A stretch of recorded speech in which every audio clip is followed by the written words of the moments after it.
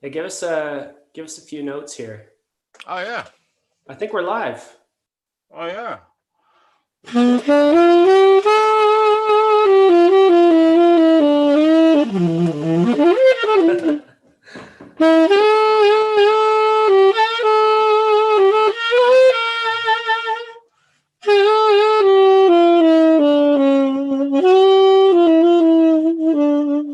Okay, beautiful. Wow. Thank you for the little intro. Thank you. Thanks to you. Wow. My God. Welcome back, everybody, joining us right off the hop here. This is week 5 or so of Tub Talks. I'm here with my friend Steve Anthony in Montreal. And right before we start, I'd just like to say a few words quickly. Hello from Romania. That's super cool. Really Amazing. quickly, I'm calling you from Edmonton, which is Treaty 6 territory, Amasquatchie. It's unceded land, so the native peoples of Canada nowhere ever really gave us permission to be here. So land acknowledgement is the very smallest thing we could do. A few days ago, it was National Indigenous Peoples Day, I believe just in Canada.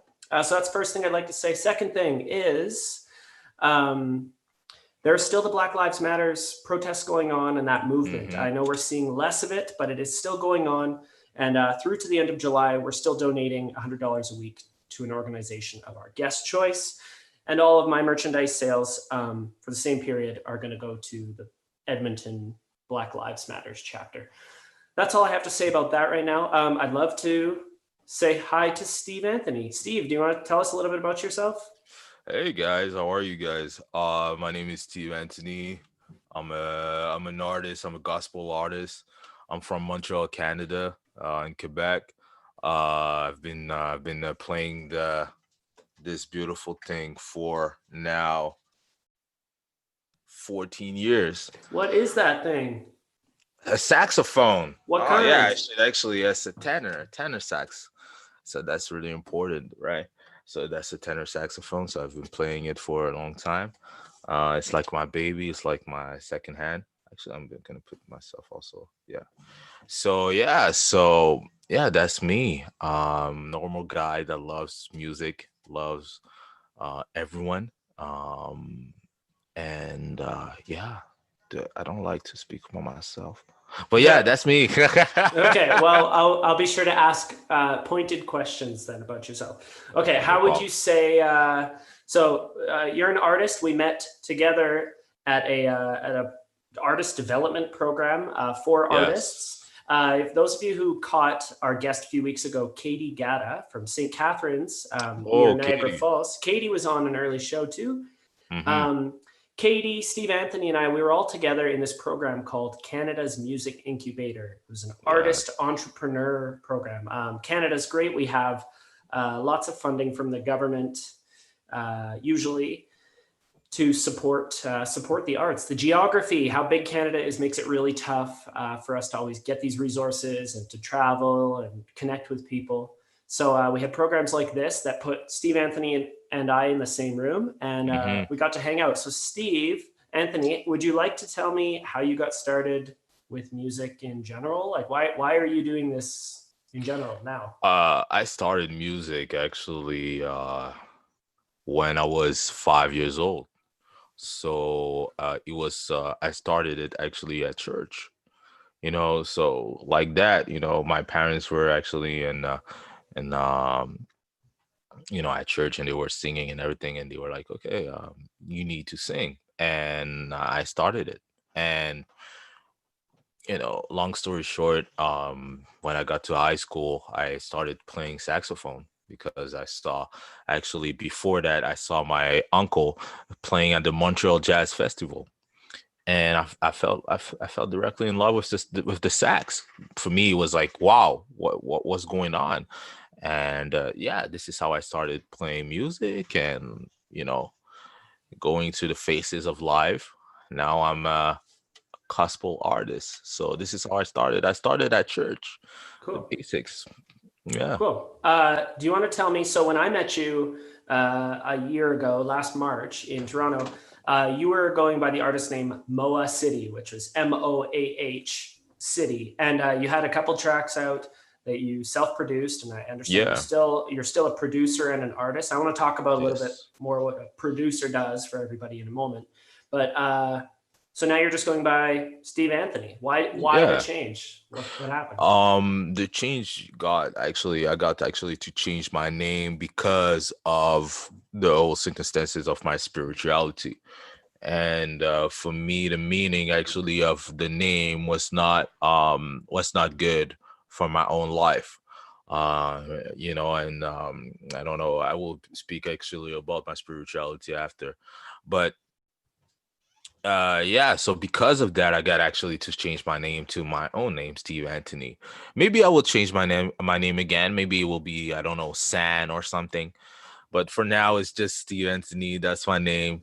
And I'm feeling good about it. But it's because of my spirituality actually that I actually got to change it and make it my own. And I thanks to my parents, they did a good job when it comes to my name. Yeah. Cool. I do a similar thing. My project is obviously my name. It's my last name. I just thought it was easier to do that, and it felt weird choosing a name. And I was always curious where Moa City came from, and Yeah. it was always interesting. Like choose an artist name for yourself as like an external representation of what you're about. Yeah. And my project came about a tragedy where I lost a good friend, and I was really questioning where I was at. I was just finishing school and didn't really know, and my musical identity was really tied to that relationship Hmm. with my late friend, and so that's where mine came from, and so I understand why you go to just your name. I think that's really cool. Yeah, yeah, like it's my identity, that's me, and I'm actually trying and to be as real as possible, from Yeah. my background, and we'll talk about it a little bit later. For sure. Do you have a song for us? So I know you compose on saxophone and then do your production mostly laptop style, like all of our rogue production friends can do this homegrown thing. Did you have a snippet of anything you'd like to play for us? I do have a song. I do have a little song so that you guys will actually be able to. That's one of my composition. That's Yeah. just gonna be on the sax. But I know yeah, we're looking. Sorry, I know we're looking for the whole produced track here, but today we'd love to just hear the sax part. exactly. So today is just going to be on the sax, but as really soon you guys actually will be able to hear it. So the name of the song is La Vérité. So it's in actually as you guys can see, I'm French Canadian. So my songs also are also in French.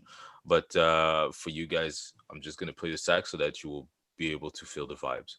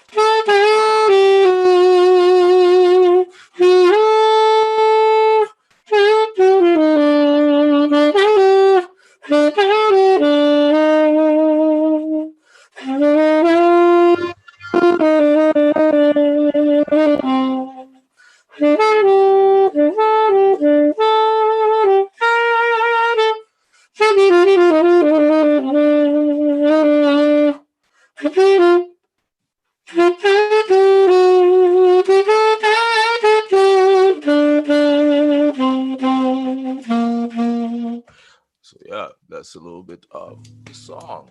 That's awesome. Thank you for playing. I know you had a cover song linked on your Instagram on your IGTV. Yeah, So I'm gonna make sure I add that in the description once this video is up for sure. absolutely. Where would you like people to go if they want to check you out? I know you don't have anything formally released yet, but where should we go so that we can stay updated? You guys should go actually on my Instagram page. It's gonna be s.anthony I'm going underscore to type it Anthony. in here. Yeah, so you guys should actually go there and S. just Anthony. yeah, underscore. So you guys will be able to see what I do. You know, um, and you guys are welcome. It's not because I'm a gospel artist that it's restricted to people. That it's for everyone. Sunday Uh, listening only. exactly, but you can listen to it actually on Sunday, Monday, Wednesday. It's open to everyone to see and to look. The only difference is that me, in my music, I worship God, I worship Jesus, and that's what I do. But it's for everyone to listen to. Very cool. Maybe on that note, you want to tell me a little bit about who we're donating to this week. So we pledged $100 every week to an organization of our guest choice, and you chose the Community Center of Bethesda Hope. Well, that was the Yeah, English exactly. translation anyway. Can you tell me about what they do? They do a lot of community work actually in Montreal. For any communities, it's not necessarily for the Black community, but it's for any community in needs, and also abroad. So in Africa, in Cameroon in particular. So they actually help people to get food. They help people to get somewhere to live.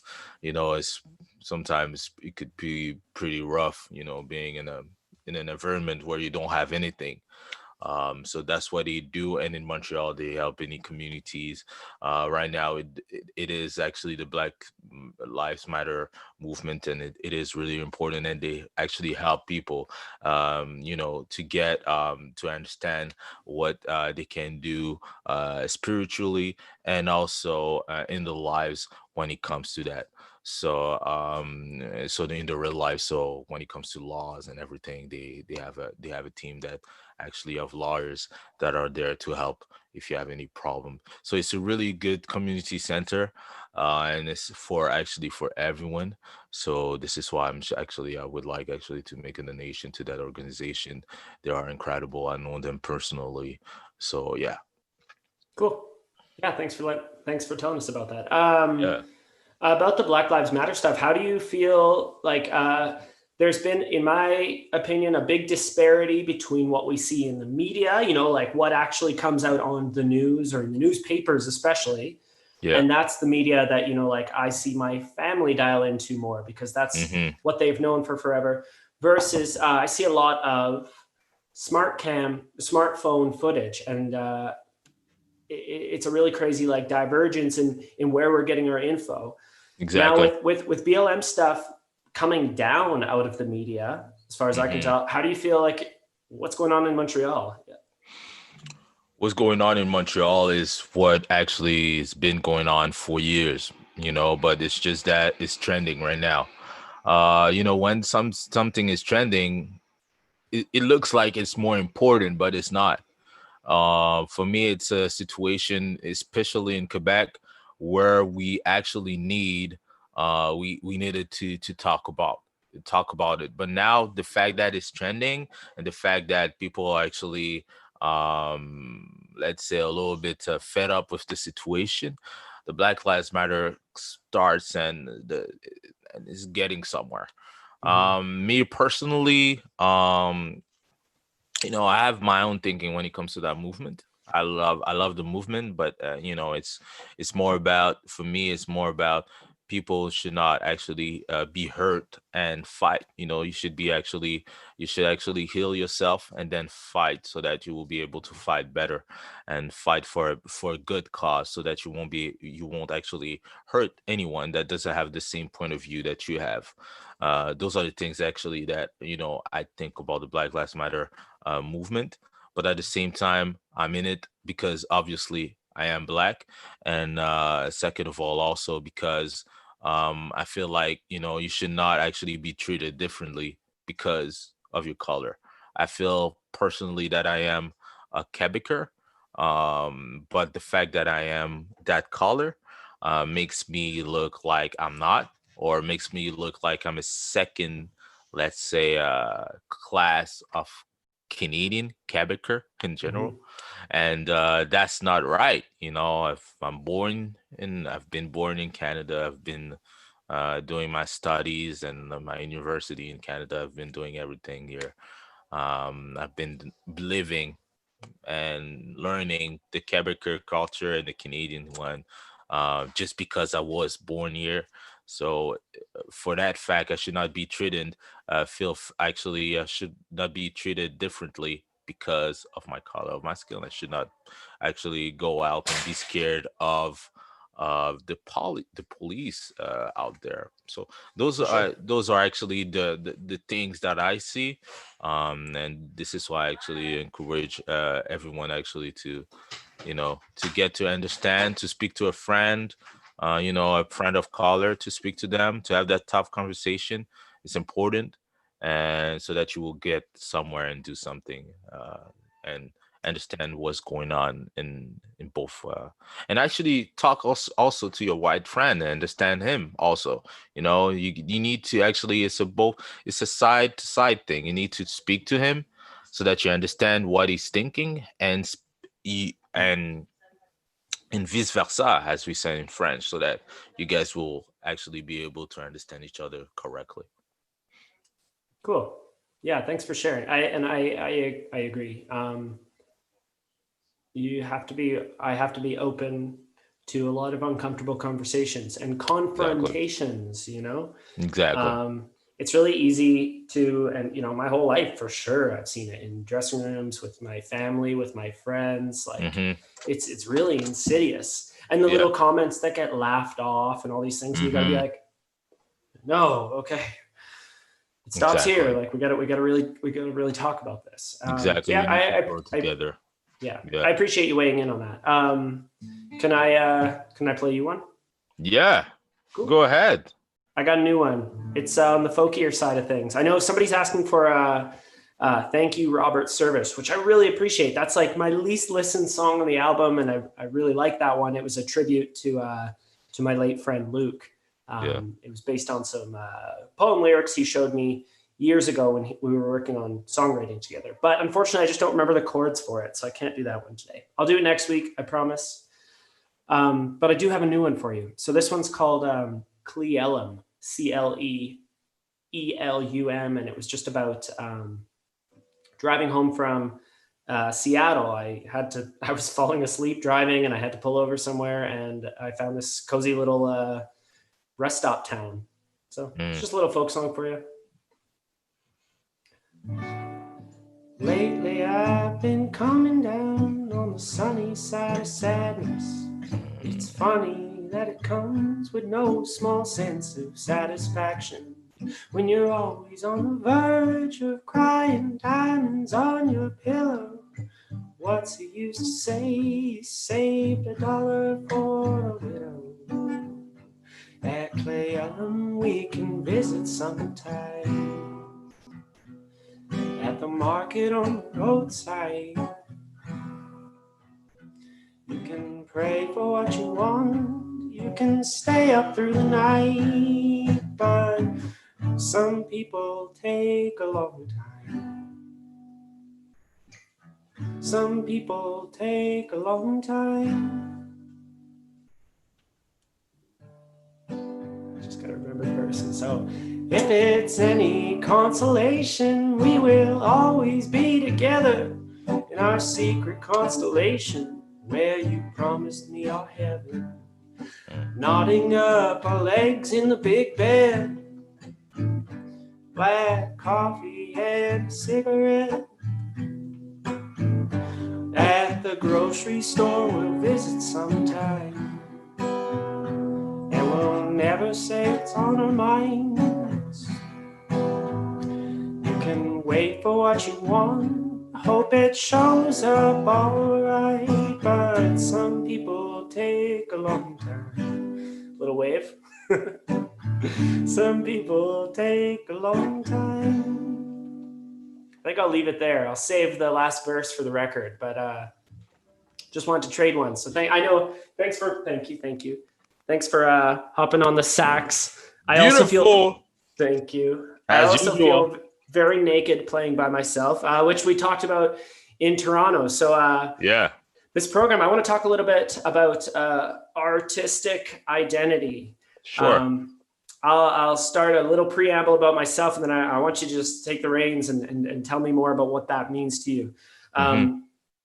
For myself, I got into this project after the loss of a friend, and it was really like a way to see myself, fighting through some hard times. And now Mm-hmm. we're on to this next step. I'm still upset about that happening, and I still want to carry that story, but you also need to evolve as a person.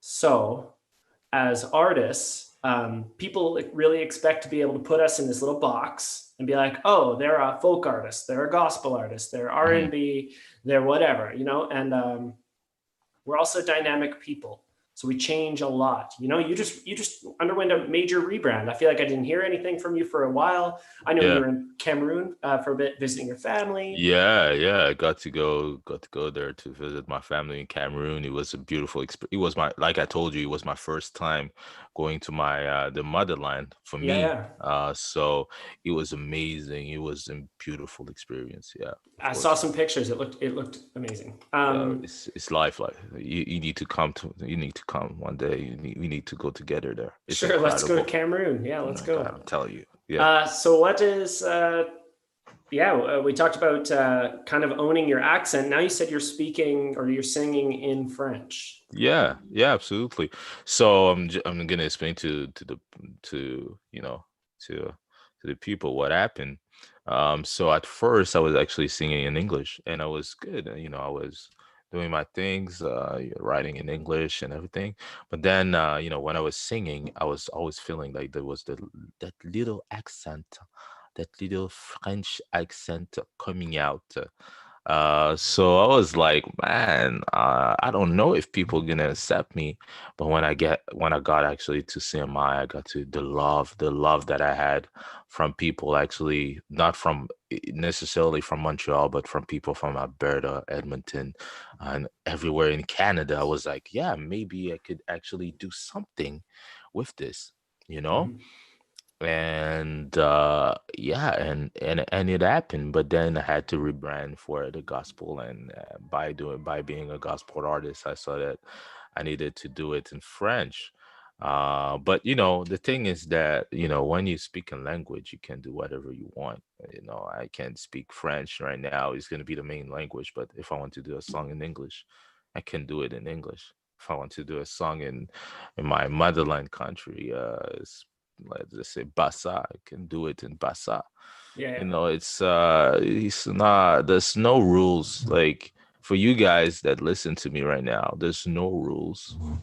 If someone's telling you that there's a rule in music, just look at them and laugh. There's no rules. You can do whatever you want. You can be whatever you want. I agree. It's a pretty cool thing where it gets tricky for us on the entrepreneurial side, on the business side of things, which is Mm-hmm. I actually wouldn't even say it's a necessary evil. It's not necessary. It's just like Mm-hmm. it's helpful. It's helpful to give us longevity. Yeah. For us to be able to keep going, obviously we need to eat, or whatever, and Absolutely. Yeah. Yeah. so that's all great. But when it comes to making art, people are looking to always put you in a box. So it's where am I going with this? It's great to hear you not adhering to that, right? I'm trying to No. not adhere to that. It's great to hear you not adhering to that, sticking to Um, that. as a businessman, because we are entrepreneurs now, we got actually to that program to become entrepreneurs and be businessmen and understand actually how it goes when it comes to the music business.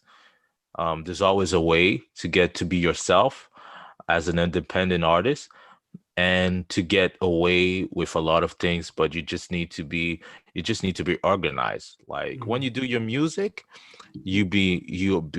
you have to be the artist, but when you go to that entrepreneur side and that you're a businessman, you need to think like business and see how you're going to get actually through it, so that people will be able to listen to you and understand you and love you as you want. So that's the thing, and that's what I love about the music business, is that there's yeah, they would say that there's boundaries, but there's no boundaries when you know exactly what you're doing, when you have contacts, and when you own to your work, when you love what you're doing, For when sure. you don't, when you there's no doubts. For sure. I want to ask you one more thing. I think I just have one more kind of question for you, and Yeah, we'll keep our session on the shorter end. I've always been aiming to try to keep these 20 to 30 minutes, like an episode of TV, you know? yeah, yeah, Um, absolutely. and so I want to ask you about so YouTube culture that I'm learning about. How old are you? I turned 25 in January. I think we're the same age, no? We are the same age, Yeah. yeah. So I Yeah. feel like I'm asking because I feel like I'm too old for YouTube culture. But what's super cool, and I'm totally not, I've just been out of the loop. But what I think is super cool is all these people are always reaching out to one another. Yeah. I'm even getting like DMs on Twitter and stuff, and that's great. Keep sending those if you're listening. I love seeing your art you send me, or you want to work together on something. Collaboration is crazy. On your Instagram bio, you say that you're a producer and an artist. Being a Exactly. producer means so many things. It's kind of something we don't even think about what that word means. Mm-hmm. What does it mean to be a producer to you? Because you're writing for the saxophone, if I'm not Mm-hmm. wrong. And then Mm-hmm. I've heard you have tracks with lyrics as well. What does a Mm-hmm. producer mean? The producer actually does, Collaboration. the producer for me is, as he makes the songs. Like, it's the guy that actually will take it from the ground up and build something so that you will be able to express yourself. And as a Right. producer, that's who I am. I build it. I build everything. I build the whole aura of what you're going to be able to do. And it's important. It's important to have a producer cannot actually work without the artist, and the artist cannot work without the producer.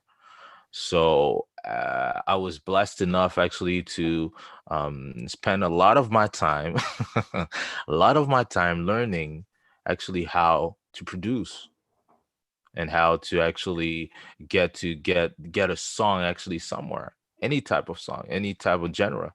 Right. So that's what I do, and this is why I say that I'm a producer, because I'm able actually to get actually from the song, the instrumental of the song, to the mixing and the Right. mastering of the song also.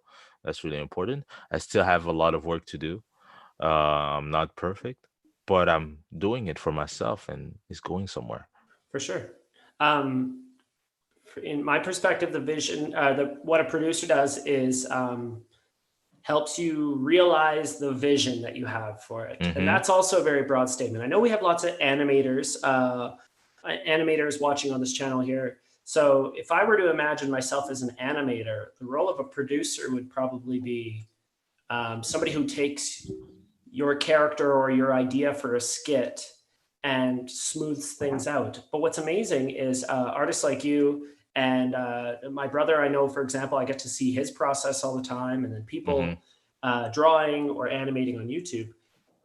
You're doing all of these things yourself. Traditionally, Mm-hmm. those roles were separated, right? You'd come and you'd go, hey, I have a saxophone line. I have an idea for this song. I want it to Mm-hmm. sound like a gospel song. Here are four Mm-hmm. examples.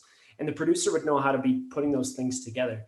And Mm-hmm. now, what I'm saying is props to you because you know how to do all those things. It's a skill I'm really jealous of, and I think it's super cool that you do all that on your own. Listen, thank you really much, Ian. I really appreciate it. Listen, it's in our generation, yeah, we are able actually to do all of those things. This is why I say that actually the we are a wonderful generation because we get to touch everything like we want to. If we think about our parents, they were not able to have the equipment and they were not able to learn um like us. Mhm. Like they were not able they didn't had actually uh they don't hear me because I'm actually doing a can you hear me now? Okay. But yeah, like they are not able actually to they were not actually they didn't have that chance. So I took it pretty seriously, and at first I was not really um doing it seriously. Actually, I'm not gonna lie, I was not being serious about it. But when I actually got to Toronto and I got to see the industry, I got to understand that there's a lot of ways in the music industry to get somewhere. You don't have actually to be the artist. You could be actually a producer and do some things, because at the end of the day, you want to live with your heart. And yeah, so I got to learn all those things actually at CMI, and I really started to work on my skills. And now here we are. We're doing Here we big are. things. We're sitting Yeah, in a bathtub. We're sitting in your basement here, and we're chatting from yeah. across the country. I'm telling you. It's Look, pretty look cool. at us. Yeah, Look at we're us. doing it. We're living the COVID life. It's incredible. It's incredible. Well, I think that's really all I had to chat with you about today. Was there anything else you want to talk about?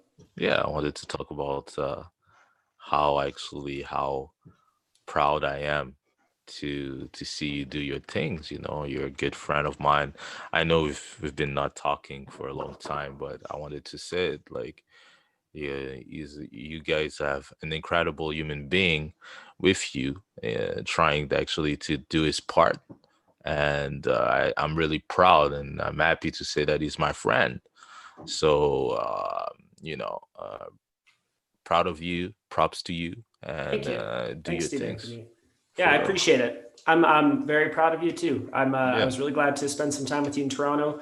We had yeah, a couple zany nights out, and I hope to catch you next time I'm in Montreal too, or next time you yeah. can come out west when we're all able to do Actually, that. I'm gonna try to come out and be actually live that life actually with you there. So I'm gonna try to come out, and I'm not gonna be able to do the same things, like I'm a pretty hard uh Christian now, so there's things that I can't do anymore.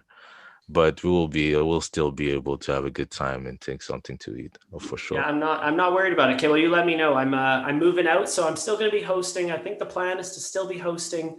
I'm at my parents' house right now, Oh, and this okay. is my childhood bathroom. But I'm Wow. going to be moving out in a few days here. But I think Love the I still. painting. Thank you. The clown painting. I think I'm still going to be hosting from here, so I think I'll still come back here every week. But hey, if Okay. you need a place to stay in Edmonton, moving into a place with a few extra bedrooms, just keep me posted. I will keep you posted for sure. Okay. Well, let's leave it there.